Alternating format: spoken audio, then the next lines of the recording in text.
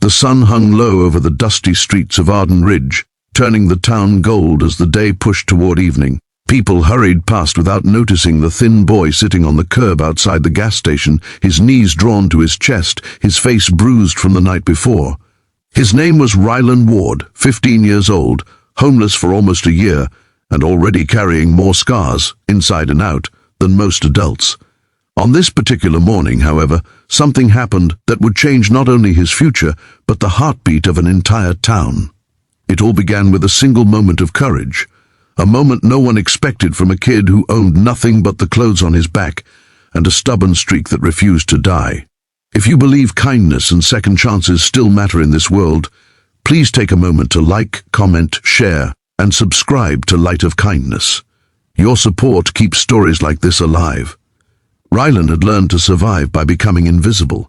He slept behind dumpsters, under bridges, anywhere no one would bother him. He moved silently, kept his head low, and avoided conflict as best he could. The only exception was when someone weaker was being mistreated. He couldn't help it. Every time he saw cruelty, something inside him ignited, a reminder of the days when he himself had begged someone to step in for him, and no one ever did.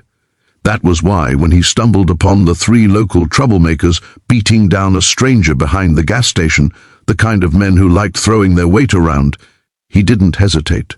The stranger they were attacking wasn't a typical traveler. He wore a heavy leather jacket with patches and symbols Rylan recognized from passing biker convoys. His beard was thick, his shoulders broad, and despite being pinned down, his eyes held a kind of calm fire. His name was Rogan Maddox, a longtime member of the Hells Angels, but at that moment patches and titles meant nothing. Rogan was down, outnumbered and bleeding. Rylan saw the glint of brass knuckles on one of the attackers and felt his stomach twist. He knew things were about to get much worse. But not everything was smooth. The 3 attackers, Trevor, Miles and Joel, weren't done causing trouble. Frustrated at the attention Rylan was getting, they tried to intimidate him again. They cornered him near the convenience store, whispering threats, trying to scare him back into silence.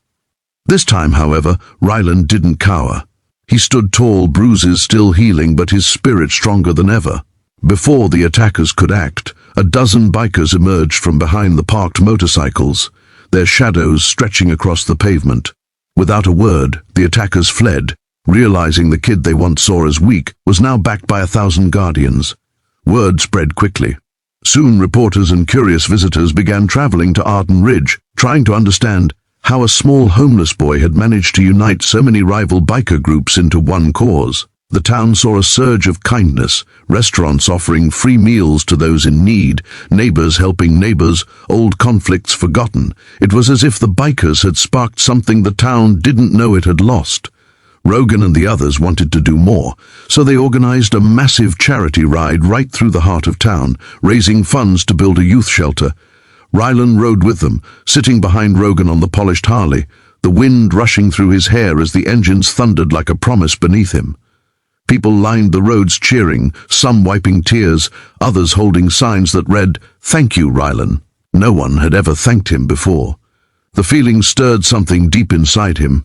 At the end of the charity ride, the bikers presented Rylan with something he had never imagined possible, a small key. Rogan explained it belonged to a room in the new youth shelter they were renovating, a place Rylan could sleep safely, a place he could call home.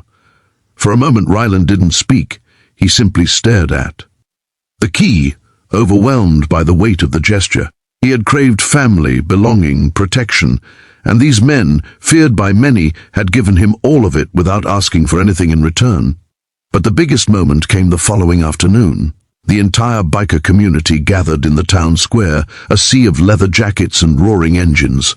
Rogan called Rylan forward in front of the crowd. Then, with careful hands, he draped a custom-made vest across Rylan's shoulders, not an official biker patch, but one stitched with symbols representing unity, courage, and brotherhood. The vest was a declaration to everyone present. Rylan wasn't just a kid rescued from the streets, he was a symbol of hope. As Rylan stood before them, sunlight warming his face, he realized something incredible. His life had shifted because of a single choice, to defend someone when it would have been easier to look away. That act had brought 1,000 people together, rekindling the heart of a town long divided by tension and hardship. Ryland finally understood that you didn't need wealth, power, or even a home to change the world. You just needed courage. If this story touched your heart, please take a moment to like, comment, share, and subscribe to Light of Kindness. Your support helps us share inspiring stories that remind the world of compassion. Special request: comment kindness lives if you believe one brave action can transform an entire community.